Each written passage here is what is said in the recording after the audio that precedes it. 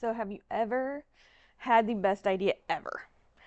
It is revolutionary. It's going to change people's lives. It's super simple to implement. And other people don't share your idea opinion. They do not think it's the best thing ever or that it's simple, and you find out they just don't want it. No one wants this. Yeah, hopefully you find that out before you spend a bunch of time and money. It's helpful to avoid that. Or maybe that's not you at all. Maybe you have no idea what to build. You're like, I need an idea. I don't know. Ideas don't come to me. They do not spring in my brain. So for not having ideas, it's way easier to solve that problem than to solve the problem of having too many ideas. So if you don't have an idea, you actually go look for problems or pain points to a group of people, even if it's a niche group of people, if they have the common problem or a common pain point, and you can solve it with your given skill set. You do have to know how to solve the problem. This is helpful, so you can turn your focus from ideas to how can I find problems? How can I find pain points? All right. So let's say you have an idea and you would like to make money, because if you want to profit off your own projects, possibly replace a job income, it has to make money. So you have an idea. There is a filter that I'm going to show you. I'm currently using this filter for, is there something called market demand for a given product? So before you build, you can actually filter that, especially if it's software, a SaaS, an app, a reporting system, whatever is in your brain. Then you build it, and you actually do the build and marketing at the same time. Even before you've launched it, you start marketing.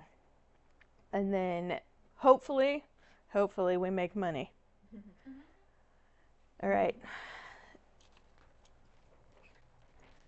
So there is a word called unemployable, and it is the state of not needing a job. Therefore, you are unable to be employed. It is a wonderful word. I'm shooting for this word. This is AKA the no boss, no bra plans, because you can code at 2 a.m. with a caffeinated beverage of your choice. And if you get sick for a month, next month your users are still going to feed you. It's great. All right, so there's a term. It is called ramen profitability. And it is the absolute minimum you need every single month to eat food, have proper housing, not your car. Some people do the van life, so whatever floats your boat, but you will probably need some Wi-Fi. If you live in OKC, it's helpful to have a car. If you don't drive to a job and if you don't have kids, you can get away with not having a car for 6 months to a year. And then any medical or vitamins and supplements you would take.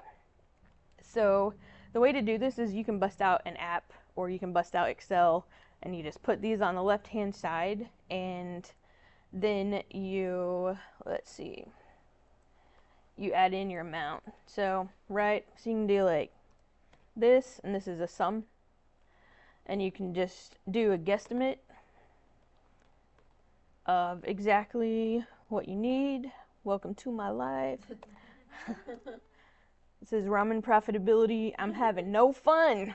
I don't have a car payment, but I do have. So if you are a solopreneur, if it gets to the point that you're on your own, you have to buy your own health insurance. So it's fun. So my number's around 4,000 a month. Having no fun. All I'm doing is spending my time, leveling up the app. So hopefully I can have some fun. Right, let's see.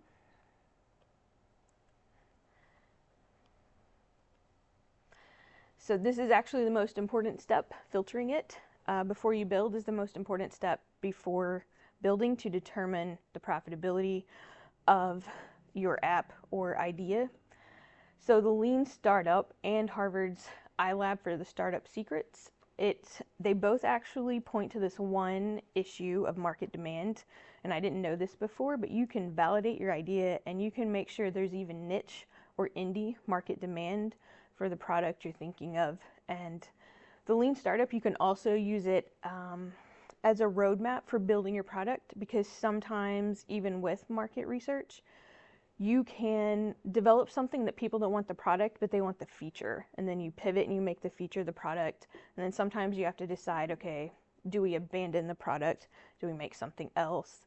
It also has various ways of A/B testing. So it's a really good book. It's on Audible. It might be on YouTube, definitely on Libby. So you can listen to it or read it. Harvard's iLab, the Startup Secrets, has a lot of the same thing, but it also will go into different approaches, things that failed, things that worked. Very helpful, entire podcast, their course lectures on that, so good.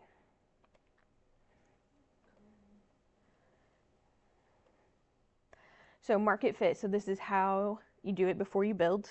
So there are 3 for keyword research if you're building a mobile app. So you can go to AppTweak, AppFollow, or Sensor Tower.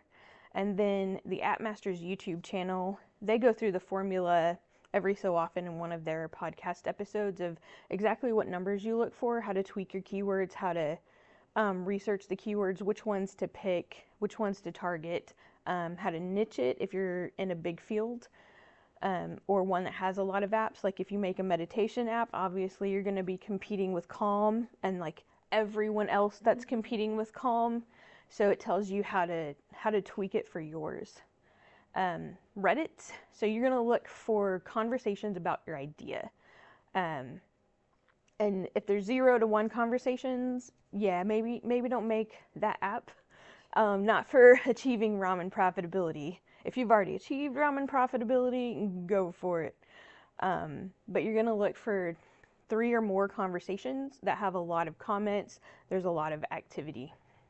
The F5 bot is a website you can go to and you can get emailed keyword alerts from Reddit. So you say, hey, I want to know when this keyword happens, or this other keyword, and you get an email and it's like, oh, these people are talking about it here, these people are talking about it here. I'm using it for competition research. This is the App Masters YouTube channel, and they have a lot of podcast episodes. They go through so much. This is the marketing side of app. This is your keyword research, your onboarding screens, your paywall, your pre and post launch marketing, how to find beta users, how to set up offers, different things inside like in-app purchases, how to form your subscription plans. They have all of the things. They really are the masters of app marketing. And then you build. If it passes the filter, if it gets to this point, the goal is to attempt building with as little out of pocket as possible. You don't really need a venture capitalist to build an app in today's market. You can sit down and you can learn.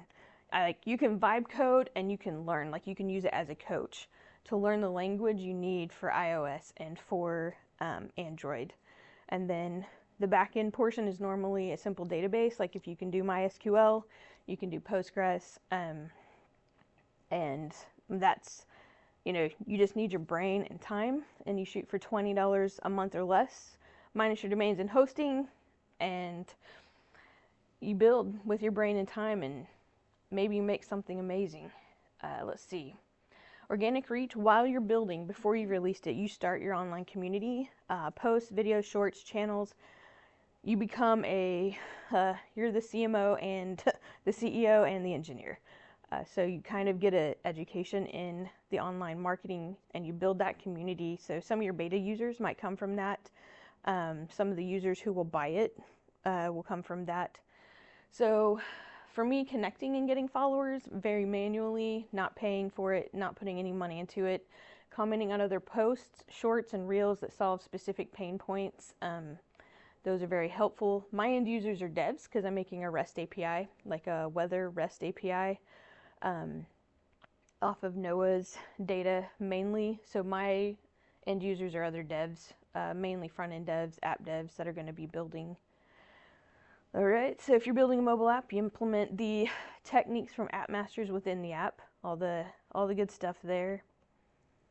And then you launch, and hopefully, rake in the money, or at least achieve ramen profitability so that you don't have to work a job.